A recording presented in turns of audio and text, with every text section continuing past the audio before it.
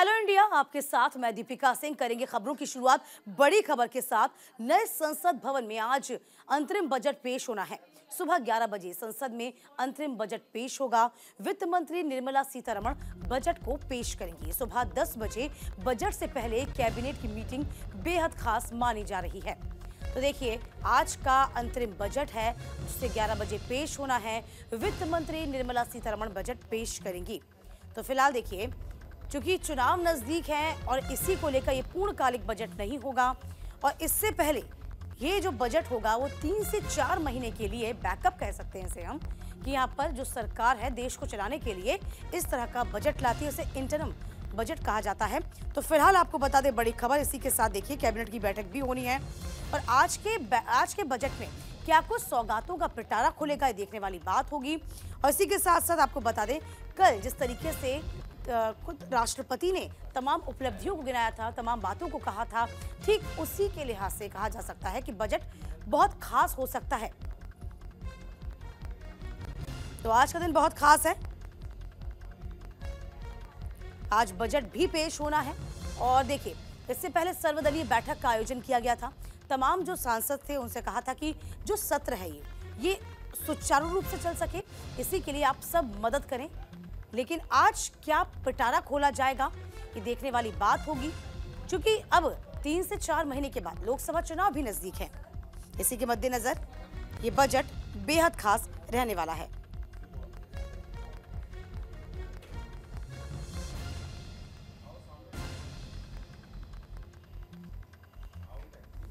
तो सुबह 10 बजे बजट से पहले कैबिनेट की मीटिंग बेहद खास मानी जा रही है।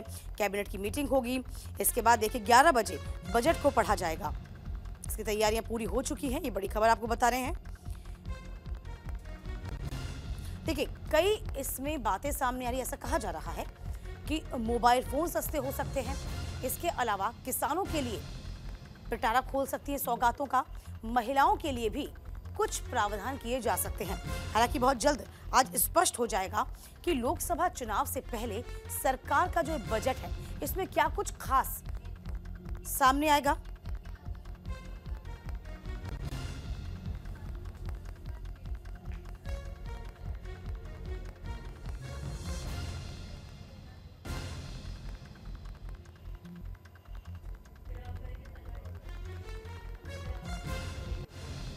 चलिए, ग्राफिक के जरिए जरा जान लीजिए बजट डे है आज और क्या कुछ होगा। सुबह 8:15 में बजट की टीम के साथ फोटो सेशन होता है।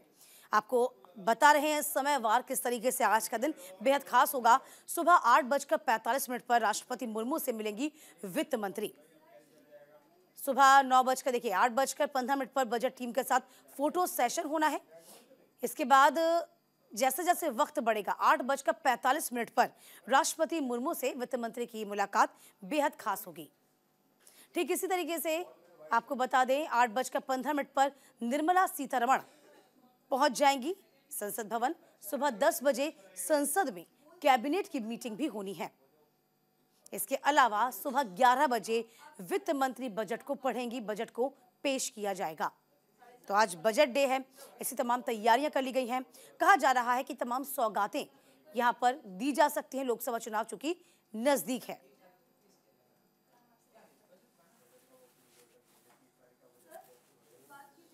देखिए, कहा जा रहा है कि मोबाइल फोन भी सस्ते हो सकते हैं। इसके अलावा टैक्स पेयर को भी क्या राहत मिलेगी, ये देखने वाली बात होगी।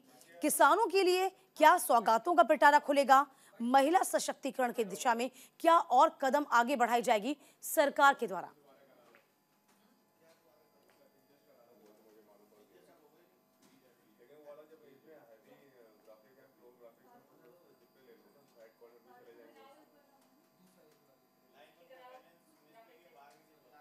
देखिए, इधर आपको बता दें अंतरिम बजट से पहले भारत के लिए खुशखबरी भी आई है। आईएमएफ ने भारत को दुनिया की सबसे तेज गति से बढ़ने वाली अर्थव्यवस्था बता दिया। आईएमएफ की विश्व आर्थिक आउटलुक रिपोर्ट उभरती हुई नजर आई, जहां अर्थव्यवस्थाओं में भारत सबसे तेजी से बढ़ने वाला देश बताया जा रहा है। भारत का विकास 2 सालों में मजबूत रहेगा। 2024 और 25 में 6.5 विकास दर रहेगी और इसका अनुमान लगाया जा रहा है। वैश्विक जीडीपी वृद्धि की दर 3.1% का अनुमान है। अगले 2 सालों में वैश्विक विकास दर 3.2% रहने का अनुमान है। चीन की विकास दर भारत से पीछे का अनुमान है। 2024 में चीन का 4.6% का विकास दर का अनुमान था। 2025 का हम जिक्र करेंगे तो देखिए चीन का जो विकास दर है 4.1 विकास दर रह सकता है। 2024 में विकास दर 2.1 विकास दर का अनुमान होगा। 2025 में अमेरिका का 1.7% विकास दर का अनुमान होगा। तो देखिए ये बजट से पहले बहुत खास और बहुत बड़ी खुशखबरी इसे माना जा रहा है, क्योंकि अच्छा संकेत दे रहा है किस तरीके से हम लगातार सतत विकास कर रहे हैं और जो 5 ट्रिलियन का लक्ष्य निर्धारित किया गया है ये 10 ट्रिलियन भी हो सकता है। जिस तरीके से आंकड़े इस बात की तस्दीक कर रहे हैं। तो देखिए बजट आज आना है, क्या कुछ सौगातों का पिटारा खुलना है, ये देखने वाली बात होगी।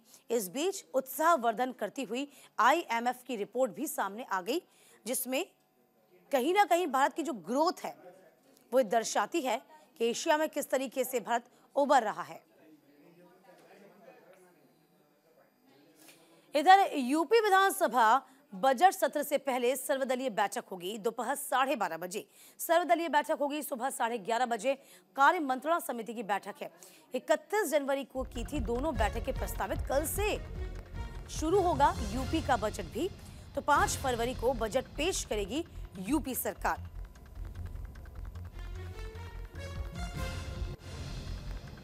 देखिए उत्तर प्रदेश का भी बजट आना है।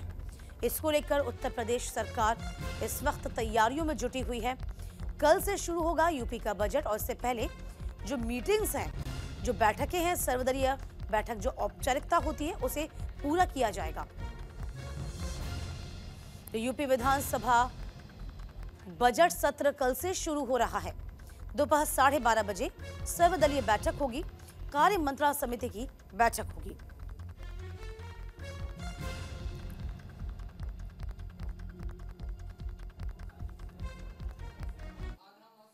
इधर गिरफ्तारी के बाद हेमंत सोरेन का पहला ट्वीट सामने आया। एक्स पर ट्वीट लिखा, हार नहीं मानूंगा। 8 घंटे तक ईडी ने की थी हेमंत सोरेन से पूछताछ के बाद गिरफ्तार कर लिया गया था। जमीन से जुड़े मामले में घोटाले का बड़ा आरोप लगा है। तो कल झारखंड का जो दिन था बहुत सियासत भरा रहा।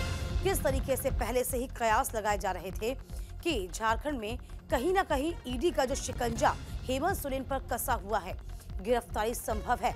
और इसी को लेकर बाड़ाबंदी भी हेमंत सोरेन की शुरू हो गई थी। तमाम विधायकों को किस तरीके से बसों में भरकर सेफ जोन तक पहुंचाया गया था, आपको याद होगा वो तस्वीरें भी सामने आई थी, क्योंकि पूरी इस बात की आशंका थी कि हेमंत सोरेन की गिरफ्तारी हो जाएगी। और ऐसा हुआ भी, हेमंत सोरेन गिरफ्तार हुए और अब 8 घंटे तक ईडी ने पूछताछ के बाद गिरफ्तारी की। हालांकि हेमंत सोरेन ने एक्स पर पोस्ट किया, ट्वीट किया, कहा कि हार नहीं मानूंगा।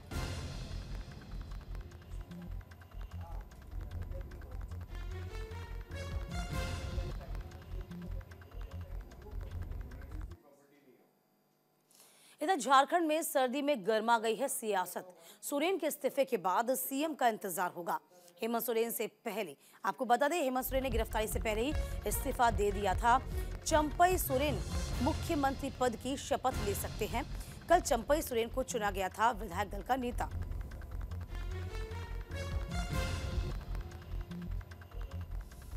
तो हेमंत सोरेन ने गिरफ्तारी के बाद देखिए लगातार सियासत गर्मा गई थी। बाड़ेबंदी तमाम विधायकों की थी। जेएमएम का एक भी विधायक न टूटे, इसकी पूरी तैयारी थी। और देखिए विधायकों के साथ मीटिंग का दौर शुरू हो चुका था। जब लग रहा था कि ईडी पूछताछ करेगी और गिरफ्तारी संभव है, तभी से ही बाड़ाबंदी होना शुरू हो गई थी। तो बाड़ेबंदी करते हुए हेमंत सोरेन ने इस्तीफा दिया। चंपई सोरेन आज मुख्यमंत्री पद की शपथ ले सकते हैं। हालांकि कयास ये भी लगाए जा रहे थे कि उनकी धर्मपत्नी, हेमंत सोरेन की धर्मपत्नी भी शपथ ग्रहण कर सकती हैं। लेकिन देखिए अब बाड़ेबंदी के बाद जो खबर सामने आई, जो नया चेहरा सामने आया, वह चंपई सोरेन का सामने आया है। हालांकि लगातार ट्वीट भी यहां पर हेमंत सोरेन ने किया। हॉस्पिटल में लोग आ रहा है, इसलिए हम गठबंधन की ओर से सरकार बनाने का दावा पेश किया गया। आज जो है हेमंत जी ने अपने पद से इस्तीफा दिए हैं और हम लोगों ने जो है महामहिम राज्यपाल महोदय को अपना दावा पेश किए हैं। हम लोगों ने 43 MLA का समर्थन के साथ आज हम लोग गए थे। उसमें हमारा झारखंड कांग्रेस पार्टी से लेकर झारखंड मुक्ति मोर्चा आज भी लेफ्ट सारे लोग हम लोग मिलकर गए थे। हर में हॉस्पिटल में वो लोग आ रहा है, इसलिए हम देखिए, हेमंत सोरेन की गिरफ्तारी के मायने समझ लीजिए। 31 जनवरी दोपहर 1:15 पर ईडी की टीम सीएम आवास पहुंचती है। कथित जमीन घोटाले में हेमंत सोरेन से लगभग 8 घंटे की पूछताछ हुई। हेमंत सोरेन की भूमिका को लेकर 8 घंटे तक ये पूछताछ की गई थी। रात 8:30 बजे के आसपास हेमंत सोरेन राजभवन पहुंचे। इस दौरान ईडी की टीम भी मुख्यमंत्री के साथ में मौजूद थी। हेमंत सोरेन ने राज्यपाल को अपना इस्तीफा सौंपा था। इसके बाद आपको बता दें, राज्यपाल ने उनका इस्तीफा तत्काल तब मंजूर कर लिया और तभी से कयास लगने शुरू हो गए थे। इस्तीफा सौंपने के बाद हेमंत सोरेन अपने आवास पहुंचते हैं। रात 9:33 पर ईडी ने उनको गिरफ्तार कर लिया। तो कल झारखंड में पूरा दिन सियासी गहमा गहमी के बीच रहा था। तो कल जिस तरीके से कयास लगाए जा रहे थे, हेमंत सोरेन की गिरफ्तारी होना तय है और इसके अलावा कहीं ना कहीं अपने तमाम विधायकों को एकजुट करना था।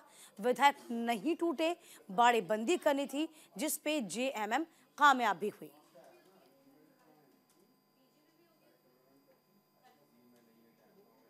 इधर हेमंत सोरेन के समर्थन में आए तेजस्वी यादव।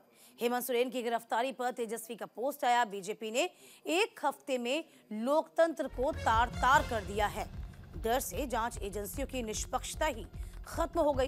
ये तेजस्वी यादव कहते नजर आए हैं। आरजेडी हेमंत सोरेन के साथ खड़ी हुई है। देखिए, ईडी की जो जांच है वह लगातार न सिर्फ हेमंत सोरेन पर भी है, बल्कि आपको याद होगा लैंड फॉर जॉब मामले को लेकर तेजस्वी यादव, लालू प्रसाद यादव का परिवार भी घिरा हुआ है। इस बीच तेजस्वी यादव का ये ट्वीट किस तरीके से बिहार, चंडीगढ़ और अब झारखंड भाजपा के एक ही हफ्ते में लोकतंत्र को और संघवाद को तार-तार कर दिया। चुनाव हार के डर से जांच एजेंसियां निष्पक्षता खत्म कर चुकी हैं। एजेंसियों को बीजेपी का प्रकोष्ठ बना केंद्र सरकार क्या-क्या कर रही, अब ये बात किसी से छुपी नहीं है।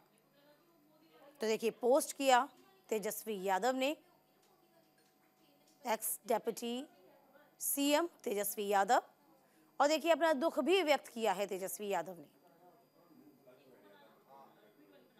देखिए, एक तरफ आप समझ पाएंगे ये हेमंत सोरेन जिस तरीके से ईडी की टीम जब जांच के लिए पहुंचती है, इसके बाद देखिए इसके बाद ये ट्वीट भी सामने आता है। तो दोनों ही राज्यों में, दोनों ही यूं कहे पार्टियों पर ईडी की तलवार लटकी हुई है। हेमंत सोरेन की गिरफ्तारी तो हो गई है, जो कि तय था, और अब देखना ये होगा लैंड फॉर जॉब मामले में भी लगातार ईडी की जो टीम है पूछताछ में जुटी हुई है तेजस्वी यादव के परिवार से, लालू यादव के परिवार से।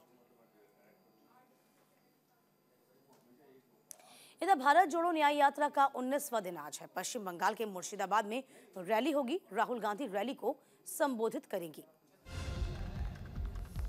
तो भारत जोड़ो न्याय यात्रा का 19वां दिन आज है, जिसमें पश्चिम बंगाल के मुर्शिदाबाद में रैली होनी है। इस रैली के भी कई मायने हैं। राहुल गांधी ने रैली को इस बीच संबोधित किया। तो भारत जोड़ो न्याय यात्रा का 19वां दिन है। तो पश्चिम बंगाल के मुर्शिदाबाद में रैली होगी। तमाम तैयारियां, चुनाव नजदीक है और इसी को लेकर कांग्रेस लगातार प्रयासरत भी। केंद्रीय गठबंधन को लेकर भी आगे बढ़ना है, भाजपा को भी हराना है, और इसी बीच ये जो रैली है बेहद खास मानी जा रही है।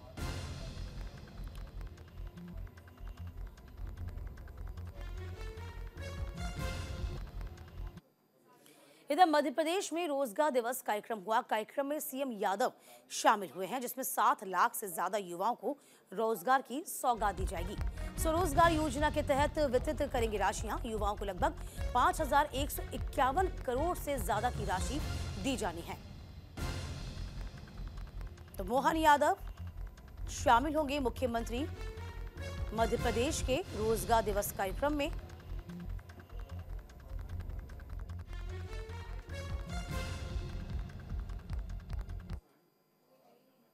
इधर ज्ञानवापी के तहखाने में व्यास जी के तहखाने में वाराणसी की अदालत ने पूजा पाठ की इजाजत दे दी है। अदालत ने 7 दिन के अंदर पूजा पाठ के प्रबंधन करने का आदेश जारी किया। जिला मजिस्ट्रेट को प्रबंधन करना होगा। ज्ञानवापी के तहखाने में व्यास जी के तहखाने में वाराणसी की अदालत ने पूजा पाठ की इजाजत दे दी है।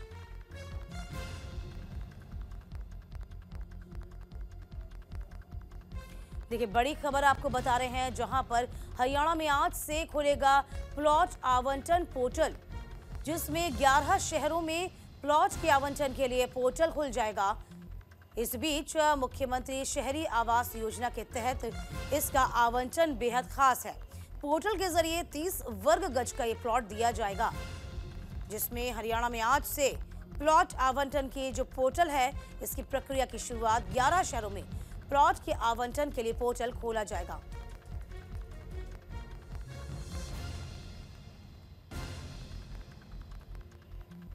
तो प्लॉट आपको बता दें कि जो पोर्टल है, इसके जरिए आवंटन जिन्होंने किया हुआ है, आज ये आवंटन खोला जाएगा। जो 11 शहर हैं, उसके लिए प्लॉट के आवंटन खोला जाएगा। चलिए, इस बीच आपको बता दें, ज्ञानवापी के तहखाने में व्यास जी के तहखाने में वाराणसी की अदालत ने पूजा की इजाजत दे दी है। जी हां, अदालत ने 7 दिन के अंदर पूजा पाठ के प्रबंधन करने का आदेश जारी किया। जिला मजिस्ट्रेट को प्रबंधन करना होगा। ज्ञानवापी के तहखाने में व्यास जी के तहखाने में वाराणसी की अदालत ने पूजा पाठ की इजाजत दे दी है। तो ज्ञानवापी मामले में बड़ा फैसला बेहद खास, जिसमें हिंदू पक्ष को तहखाने में पूजा की इजाजत मिल गई है। देखिए, लगभग 31 साल तक यह तहखाना बंद था। पहले पूजा पाठ हुआ करती थी। 1993 के बाद तत्कालीन सरकार ने यहां पूजा पाठ पर बैन लगा दिया था। मैं ये कहना चाहता हूं, जो जस्टिस के.एम. पांडे ने राम मंदिर में 1 फरवरी 1986 को ताला खोलने का आदेश दिया था, मैं आज के इस ऑर्डर को उसी की तुलना में देखता हूं। ये इस केस का टर्निंग पॉइंट है, बहुत ऐतिहासिक ऑर्डर है। और जो एक सरकार ने अपनी पावर का दुरुपयोग करते हुए हिंदू समाज की पूजा पाठ रोकी थी, आज कोर्ट ने उसको अपनी कलम से रेक्टिफाई किया है और वहां पे पूजा पाठ के आदेश का कोई लिखित आदेश नहीं था। आज भी कोई रिटर्न ऑर्डर किसी भी गवर्नमेंट के पास नहीं है कि वहां पे पूजा पाठ कैसे रोकी गई। 1993 में उससे पहले पूजा पाठ होती थी। तत्कालीन सरकार, जो मुलायम सिंह की सरकार थी, उसको लोहे के पट्टिका से घिरवा करके अब पूजा बंद कर दिया, बिना किसी सक्षम न्यायालय के आदेश के। एक उसमें मुकदमा दाखिल किया गया, उसमें 2 रिलीफ मांगे गए। पहला रिलीफ मांगा गया, व्यास जी के तहखाना के दरवाजे खिड़की टूटे हुए हैं, जर्जर हैं और है ही नहीं दरवाजे खिड़की, बाकी ठीक नहीं है। उस पर अब अंजुमन इंतजामिया बलात् कब्जा करने पर आमदा है, उसको रोका जाए और उसको जिलाधिकारी को रिसीवर नियुक्त कर दिया जाए। कोर्ट ने 17 जनवरी 2024 को आदेश कर दिया और 24 जनवरी 2024 को जिलाधिकारी ने अपने कस्टडी में ले लिया उसको। पुनः हम लोगों ने दूसरी प्रेयर के लिए, दूसरी प्रार्थना के लिए बल दिया। तत्कालीन सरकार ने उसको, कोर्ट ने मांग थी कि उसको जो है तहखाने में पुनः पूजा पाठ करवाया जाए। उनके जो वंशज जो हैं शैलेंद्र कुमार व्यास की तरफ से हम लोगों ने दाखिल किया था, जिस पे कोर्ट ने सुनवाई के बाद रिसीवर 17 दिसंबर को रिसीवर नियुक्त कर दिया था जिलाधिकारी को। और आज जो है पूजा पाठ का अधिकार जो है आज दे दिया गया कि वहाँ जितने भी हिंदू धार्मिक क्रियाकलाप हैं, पूजा पाठ है, उसको पुनः बहाल किया जाए। और 1 सप्ताह के अंदर जिलाधिकारी जो रिसीवर हैं उनको कंप्लाइन करने का माननीय कोर्ट ने आदेश कर दिया है। तो ज्ञानवापी मामले में बुधवार को बड़ा फैसला आया। वाराणसी जिला अदालत ने हिंदू पक्ष को ज्ञानवापी परिसर में मौजूद व्यास तहखाने में पूजा करने की इजाजत दे दी है। फैसले को लेकर वकील समेत तमाम समर्थकों में खुशी की लहर थी। वाराणसी कोर्ट की तरफ से आज एक बड़ा फैसला सुनाया गया है। फैसला आने के बाद हिंदू पक्ष में खुशी की लहर है, क्योंकि ज्ञानवापी में अब पूजा करने की इजाजत दे दी गई है, जिस फैसले का इंतजार 31 सालों से किया जा रहा था। संत गुरुओं में भी काफी ज्यादा खुशी देखने को मिली है और अलग अलग तरह की प्रतिक्रियाएं भी अब आज वाराणसी कोर्ट के फैसले के बाद हिंदू पक्ष की तरफ से देखने को मिल रही है। लड्डू बांटे जा रही हैं, मिठाइयां खिलाई जा रही है और खुशी का माहौल हर तरफ देखने को मिल रहा है। बम बम भोले की गूंज हर तरफ सुनाई दे रही है। इसी पर बातचीत करने के लिए कि वाराणसी कोर्ट का जो फैसला आया है, इस फैसले को किस तरीके से देखते हैं, कितनी खुशी है इस फैसले को लेकर के, उस मुस्लिम पक्ष क्यों नहीं मान रहा है, इसी पर बातचीत करेंगे। हमारे साथ मौजूद है सरस्वती दयानंद पातालनाथ बाबा, हिंदू धर्म गुरु है। सर, न्यूज इंडिया में आपका स्वागत। देखिए, आपका जो प्रश्न है अति उत्तम है और हिंदुओं में खुशी होना लाजमी है। कारण है 13वीं शताब्दी से लेकर के और आपको 17वीं शताब्दी तक जितने हिंदू मंदिर तोड़े गए हैं, उसी के जो तोड़ा गया था मटेरियल, उसी से इन लोग को बना है। देखिए, खम्भा भी बता रहा है और 38 तरह का वो जो न्यायालय जो फैसला किया है, वाराणसी न्यायालय को मैं कोटि कोटि धन्यवाद देता हूँ। चलिए, इसी के साथ इस बुलेटिन में अभी के लिए बस इतना ही।